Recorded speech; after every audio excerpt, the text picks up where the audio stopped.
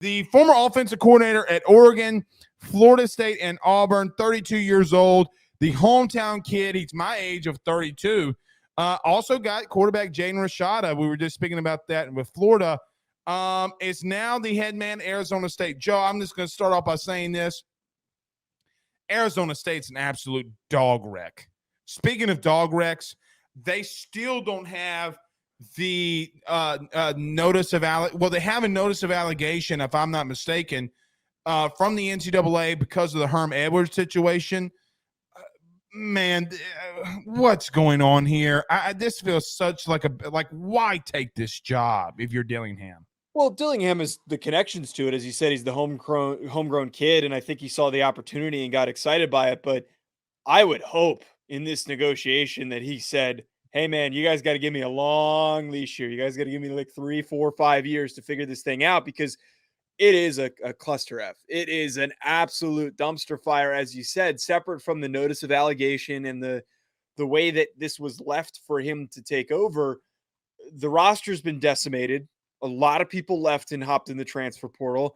And on top of that, like, who's his prize guy that he's going to? Drew Pine? Drew Pine sucks, man. Drew Pine's not a good quarterback, and he probably is going to get beaten out by Jaden Rashada. I do give him credit for going to get Jaden Rashada. But there's a couple things that concern me, though, Blake, for this upcoming season. I don't have high expectations at all. I think Kenny Dillingham is a great coach, great offensive mind. He's done some fantastic things, great things at some of the stops that he had at Memphis, especially being 7th in total offense. And then, as you mentioned earlier, they were 9th in total offense this past year. But the fact that they have 6th in total offense, but 10th in scoring, dude, they were legit offensively. Yes. But where my concern is, one of the lowest returning production grades in all of college football and in all of Power 5, most importantly, Power 5. But here's where things get really bad. They have the 20th hardest schedule next season. The 20th. So we're not even into the season, and that's going to get even worse. Yes. Because I saw that, and they got Colorado as the 119th toughest team that ranked in the country because of what happened with Colorado. You mean to tell me that Colorado, with 44 new players from the portal and recruiting, is the 119th best team in the country? I don't think so.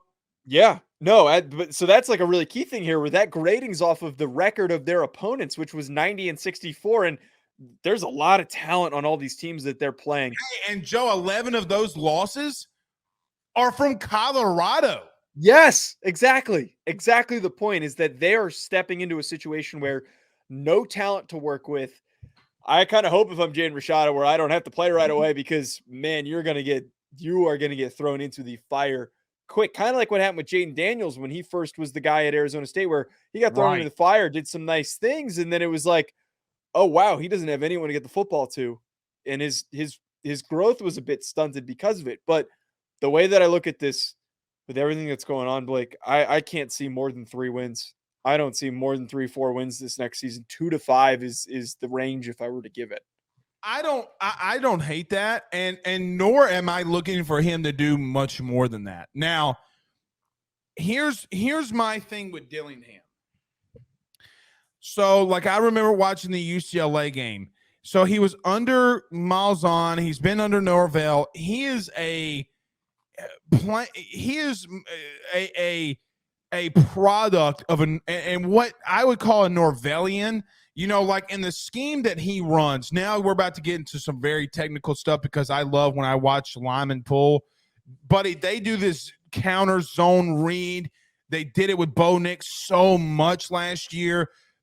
From an X's and O's standpoint, he is a really good coach. He took what Norvell taught him in the run game, what Malzahn taught him in the run game with the jet sweeps and motions, and he put it all together. And I think that he's a really good offensive coordinator. But like you mentioned, does that translate to him being a good head coach? I don't know that. Now, here's the only thing that I worry about. I think that you're right. Now, what's crazy is I know that a lot of Notre Dame people thought and said that Drew Pine was a bad quarterback. Okay? Be careful where you take this. Well, my only thing that I'm going to say here is look at the progress that the quarterbacks that he's had in the last 3 stops, the progressions that they've had. Bo Nix was a freshman when he was there in 2019 as offensive coordinator at Auburn. You saw the progression from Bo Nix that entire season, and then they would ultimately go on.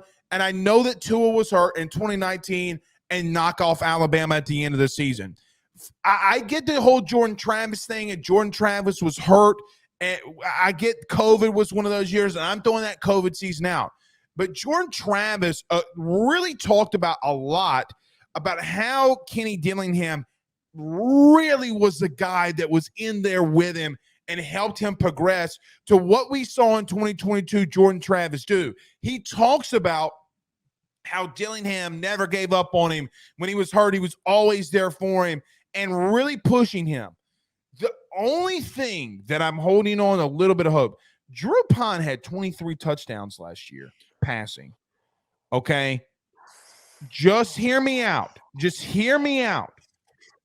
I just think that they might not be as bad of a team as some are projecting them to be. Now, do they get to 6 wins?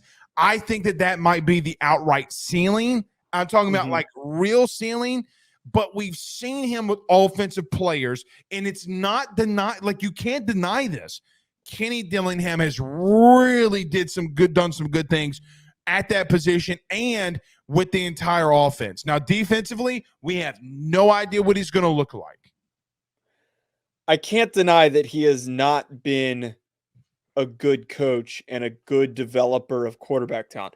I have watched enough of Drew Pine. And look, Drew Pine is the most deceptively bad quarterback ever because you look at his stats, his completion percentage, the touchdowns. It's like, wow, this guy seems pretty good. Of course, I'm interested in him being the quarterback of my program. But I have watched too much of him. Well, he was better than your boy Buckner. But Buckner had one game to really prove himself.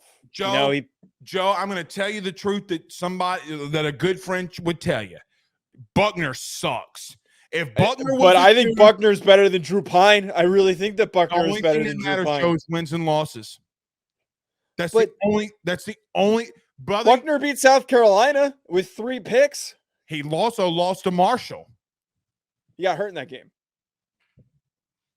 He got hurt in that game. So he got hurt. He was hurt the whole season. He literally let the thundering herd stampede on his vajayjay. No, actually, wait. Let's be clear here. Tommy Rees lost to Marshall. Tommy Rees lost to Marshall in that game. That was a Tommy Rees problem. Hold on. Remember when the guy from Marshall scored the touchdown?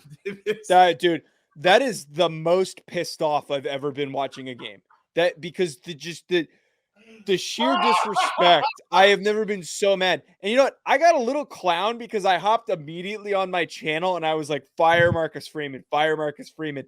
I had a couple of drinks in me after watching the Texas-Alabama game after the whole tattoo thing going on. Oh, yeah, tattoo scandal. That still remains one of the highest viewed videos on my channel. I got like 7,000 views off of that video of saying fire Marcus Freeman. It's one of my best rants, by the way. But still pissed me off to no end. I don't think Drew Pine's very good, though. I don't have any faith. I think this inevitably. Neither was Bo Nix, bud.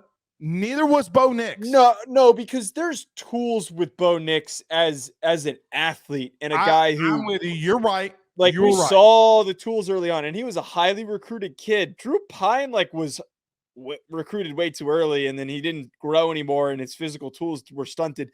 He's got no redeeming qualities as a physical athlete that I think that Kenny Dillingham can tap into. There's nothing on the table. I really think that Rashada will be the starting quarterback by at least game 3 if he's not the game 1 starter. Hot take. They're going to beat somebody in the top 25 they're not supposed to. You know how I know that? Because the Pac-12 cannibalizes itself. Yes. So many times. Watch him beat Oregon.